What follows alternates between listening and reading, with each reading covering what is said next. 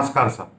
आप सभी को प्रणाम करता हूं, विशेष रूप से हमारे राजस्थान के मुख्यमंत्री महोदय को, शिक्षा मंत्री महोदय को, सभी प्रबुद्ध नागरिकों को, सभी समाचार पत्रों के संपादकों को और उन विशेष लोगों को जरूर प्रणाम करता हूं जो इस शिक्षा के मामले में फैसला करते हैं, जो राज्य के बारे में राय गठित करते हैं, जिनको राज्य के बारे में फैसला करने का हक है। और विशेष रूप से माननीय राज्यपाल महोदय, आपसे, आप राज्य के और शासन के मुखिया होते हैं और निश्चित रूप से एक बहुत बड़ा खर्च सिस्टम इसलिए आप पे करता है कि अगर गलत कहीं हो रहा हो तो आप हस्तक्षेप करें। माफी चाहूंगा सर, थोड़े कड़वे शब्दों का प्रयोग किया। सर, मैं ये कहना चाह रहा हूं, मैं एक छोटा सा स्कूल चलाता हूं, मेरा काम है शिक्षा देना, ये सच है सर। और शिक्षा देने के दौरान जो मुझे शिक्षा देने के लिए करना पड़ता है मैं करता हूं हुक्म। मैं सारे सरकारी के नियमों की पालना भी करता हूं और झक मार के करनी पड़ती है मुझे, और मैं कोई एहसान भी नहीं करता महोदय। लॉकडाउन न मैं लेके आया न मेरी वजह से हुआ, एक सिस्टम की वजह से हुआ। और इस लॉकडाउन की वजह से महोदय मेरे गले में भी ये टक गया, आपके गले में भी होगा। क्यों महोदय? क्योंकि ये हमारे बचाव का उपाय है। बस महोदय, मैं इतना सा कहना चाह रहा हूं। कितना सरल सा आंसर दिया ना मैंने। बड़ी बड़ी समस्याओं का समाधान है ये मास्क। महोदय, मैं यही कहना चाह रहा हूं, ये छोटे छोटे समाधान हमारी सत्ताओं के नेताओं के दिमाग में क्यों नहीं आ पाते, हमारे पेरेंट्स के दिमाग में क्यों नहीं आ पाते।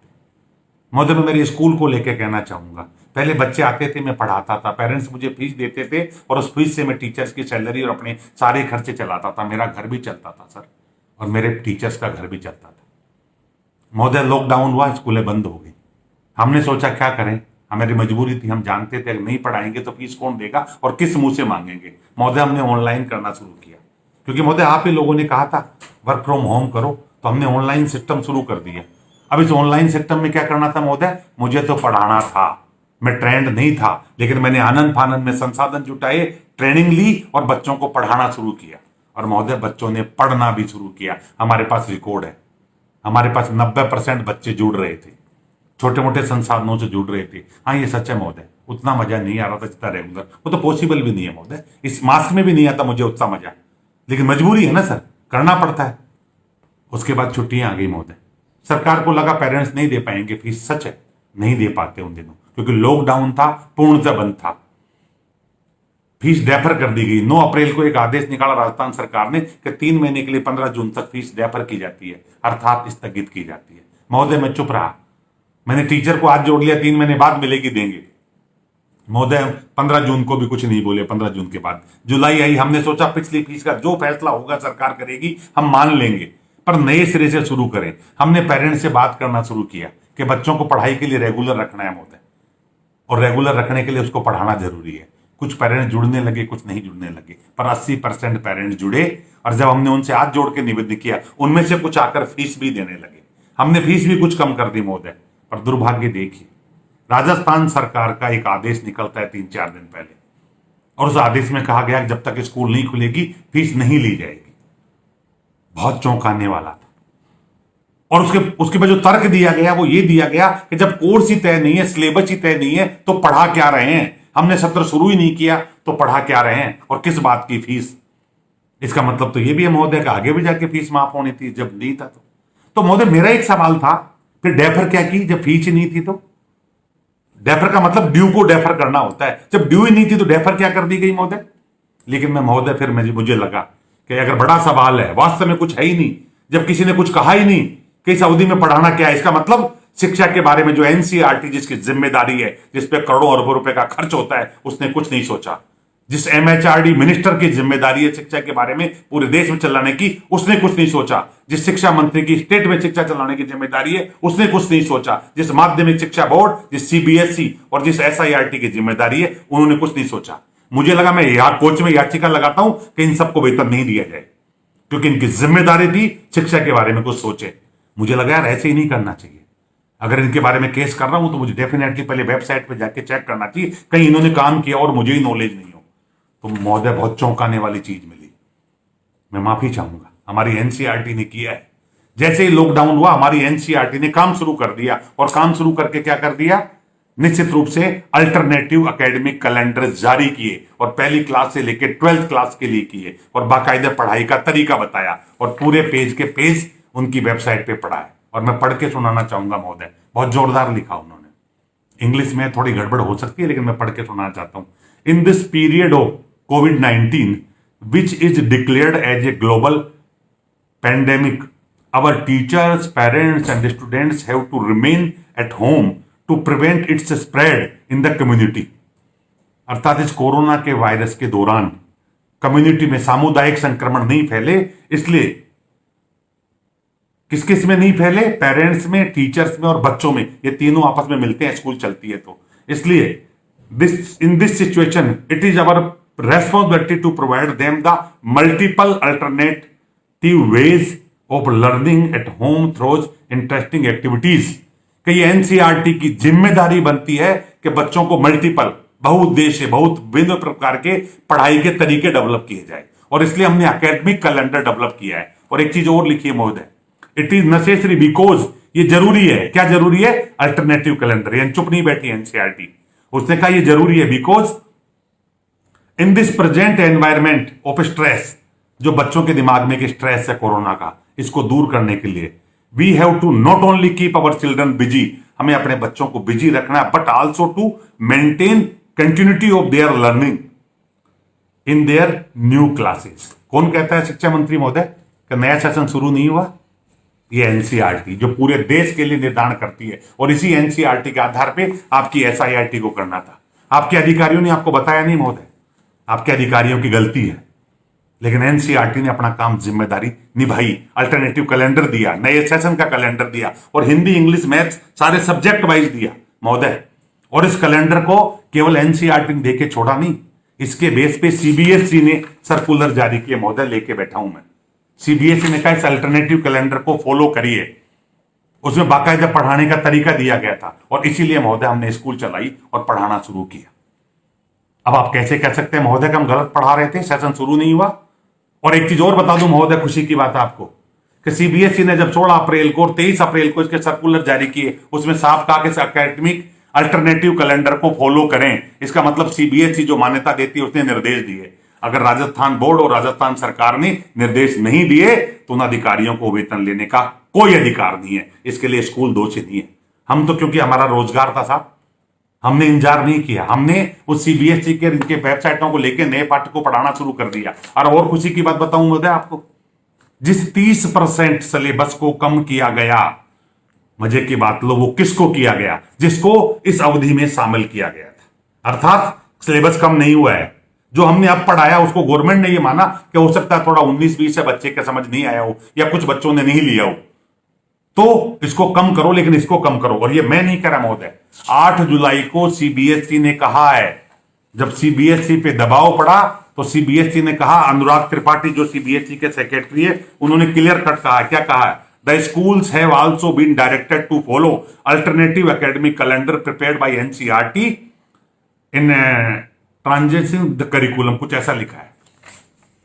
किस करिकुलम में जो एनसीईआरटी एकेडमिक कैलेंडर है उसको फॉलो किया जाए महोदय, ये भी लिखा हुआ है। उन्होंने आगे और लिखा है महोदय, देखो, it is said all these chapters have been covered in the alternative academic calendar. महोदय, आपके अधिकारियों ने आपको नहीं बताया, इसलिए आपने स्टेटमेंट दिया, पूरे देश में स्टेटमेंट फैल रहा है। मैं आपकी मजाक नहीं करना चाहता, मुझे मालूम है, मैं आपको व्यक्तिगत जानता हूं, अब रियली में एक सुलझेवर अच्छे व्यक्ति है, आप सबके पक्ष में चलना चाहते हैं, पर इन अधिकारियों ने जिन्होंने आपको मिसगाइड किया उनके खिलाफ कार्रवाई करो महोदय। माध्यमिक शिक्षा बोर्ड के खिलाफ कार्रवाई करो महोदय। वो बैठे बैठे तनख्वाह लेने के लिए नहीं बने हैं, उनको करना चाहिए था। जैसे सीबीएसई के इसमें 20 सर्कुलर मौजूद है महोदय, मैं लेके आया हूं, क्योंकि माध्यमिक शिक्षा बोर्ड बात ही नहीं करता। फिर किस बात की फीस लेता है माध्यमिक शिक्षा बोर्ड? एसआईआरटी किस बात की तनख्वाह लेते हैं? एक शिक्षा मंत्री को क्यों डायरेक्ट करना पड़ता है? एमएचआरडी मिनिस्टर निशंक पोखरियाल केवल जारी करते हैं महोदय, ऐसा नहीं कि वो मेहनत कर रहे हैं।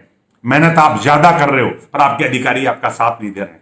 इसलिए आज आपसे कहना चाह रहा हूं, जो फैसला आपने किया है वो गलत है महोदय, उसको माफ करिए, क्योंकि लाखों लोगों का रोजगार, अब मैं भावनात्मक रूप से आता हूं महोदय, 10,70,000 के करीब टीचर्स जुड़े हुए हैं, स्कूल संचालक हैं 50,430, कितने हो गए महोदय? 11 लाख से ऊपर। उसके बाद महोदय एक ऑटो वाला है, ड्राइवर वाला है, गार्ड है, ये सब के सब लोग और जुड़े हुए हैं, इनका परिवार क्या खाएगा? अभी हो क्या रहा था, मैं मानता हूं जिनकी नौकरी गई उनसे नहीं लेनी चाहिए फीस, जो मैरिज गार्डन वाला है उससे नहीं लेनी चाहिए फीस, लेकिन महोदय बाकी से तो लेनी चाहिए ना। जो राजकीय कर्मचारी जिनको वेतन लगातार मिल रहा है, उनसे किस बात की फीस माफ? एक मेडिकल स्टोर वाले की किस बात की फीस माफ? एक परचूनी वाले की किस बात की फीस माफ महोदय? एक दूध दवाई सब्जी वाला सब आ रहा था महोदय। ये देश है ना हमारा, वसुदेव कुटुंबकम है। हम लोग एक से लेके दूसरे को देते हैं, रखता कोई नहीं है। ये बड़ी बड़ी बातें मैं पेरेंट्स से हाथ जोड़ के आपसे कहना चाहूंगा, आपके बच्चे के साथ धोखा हो रहा है। जब आप बदतमीजी से मेरे प्रिंसिपल के साथ बात करते हैं, मेरे टीचर के साथ करते हैं, उसका फोन काट देता है, बच्चा पड़ोस में सुन रहा होता है। वो बच्चा जिस दिन शिक्षा लेने आएगा ना महोदय, अब दावे के साथ कह रहा हूं, वो गलत है। कुछ बच्चों ने चिट्ठी लिखी है, और बच्चे ने किसने चिट्ठी लिखी मैं बताना चाहूंगा। एक चिट्ठी दैनिक भास्कर में छपी है, एम रघुराजन के मैनेजमेंट फंडे में। ओडी गाड़ी में बैठा पेरेंट्स प्रिंसिपल को डांट रहा है, बच्चा पीछे बैठा बैठा मन ही मन माफी मांग रहा है कि प्रिंसिपल सर मुझे दोष मत दो प्लीज, मैं क्या करूं, मैं मेरे पिता के हाथ से मजबूर हूं। बच्चे शिक्षा लेना चाहते हैं साहब, आपके पास संसाधन नहीं है, जुटाइए, छोटे मोटे जुटाइए। स्कूल भी तो जुटा रही है साहब, छोटे मोटे घर घर जाके पढ़ाने की कोशिश कर रहे हैं, क्योंकि रोजगार है। मैं तो साफ साफ कह रहा हूं, पर रोजगार भी अच्छा है आपकी बच्चे की शिक्षा देने का। मेरा आपसे हाथ जोड़ने के निवेदन है कि जब तक स्कूल नहीं खुलेगी तब तक फीस नहीं ले, इस आदेश पर रोक लगाएं, शिक्षा को बाधित नहीं करें। क्योंकि राजस्थान में भी एनसीईआरटी सिलेबस लागू हो गया, इसलिए आपको ज्यादा कुछ नहीं करना महोदय। 6 से लेकर 12 तक तो जो एनसीईआरटी ने बना रखा है वेबसाइट पे मौजूद है, कल ही उसका ऑर्डर जारी करो। और 1st से 5th तक का भी 90% लगभग वही होता है, उसको भी बना रखा है उन्होंने। पहली से 12 तक का पूरा एनसीईआरटी के सिलेबस पे वेबसाइट पे, सीबीएसई के पे वेबसाइट पे पड़ा है। उसको लेके एसआईआरटी करे और एसआईआरटी अधिकारियों की 3 महीने की तनख्वाह रोकी जाए, क्योंकि उनका काम यही था। क्यों नहीं किया उन्होंने? बस महोदय, वरना महोदय हमारे पास कोई अल्टरनेट नहीं है भूखे मरने के अलावा। और भूखा मरता आदमी कुछ भी करता है, कुछ भी। मैं विशेष रूप से राज्यपाल महोदय से कहना चाहूंगा, महोदय आप बैठे हो, आपके नाम पे शासन होता है, ये आपकी जिम्मेदारी है, मुझे बुलाइए। अगर मैं आंकड़े झूठे देता हूं, मैं गलत दे रहा हूं, तो मेरे खिलाफ कार्रवाई करवाइए महोदय, वरना उन सब अधिकारियों के खिलाफ कार्रवाई चाहिए मुझे जिन्होंने इस वजह से इस मैटर को रोका है और ये गलत फैसला करा है, और ये फैसला पलटे।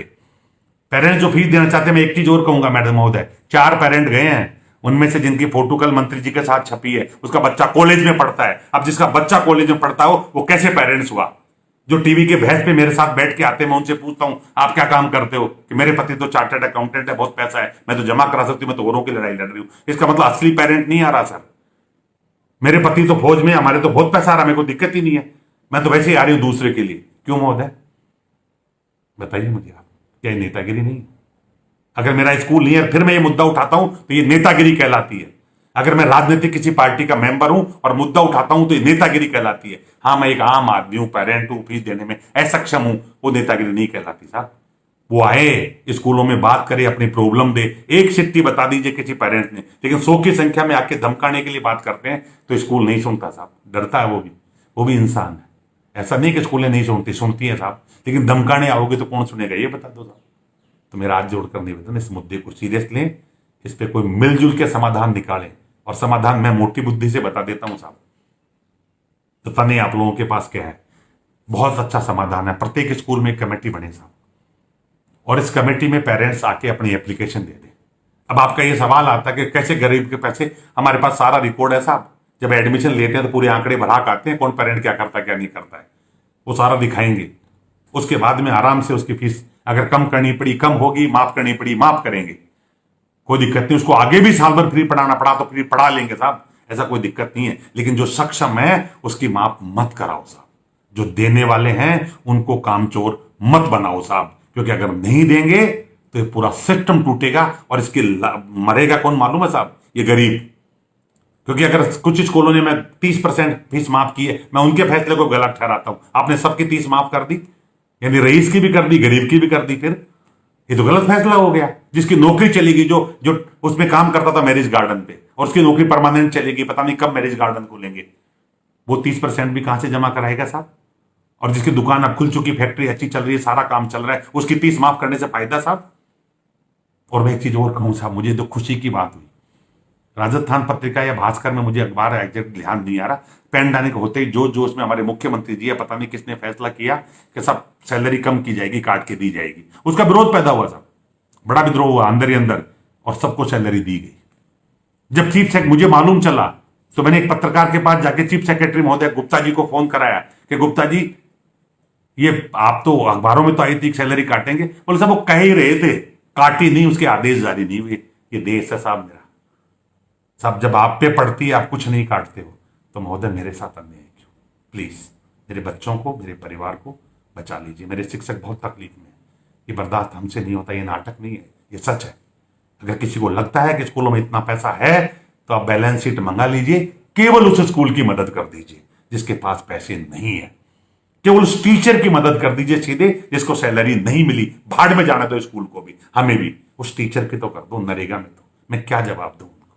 महोदय कोई दिक्कत हो, मेरा नाम बता रहा हूं, अनिल शर्मा है, मानसरोवर का रहने वाला हूं, और मेरे मोबाइल नंबर भी 9667550209। आप मुझे बुलाएं, मुझसे बात करें, मेरी गलतियों मेरे जूत लगाएं, लेकिन सही हूं तो मेरे बात को माने और फैसला करें।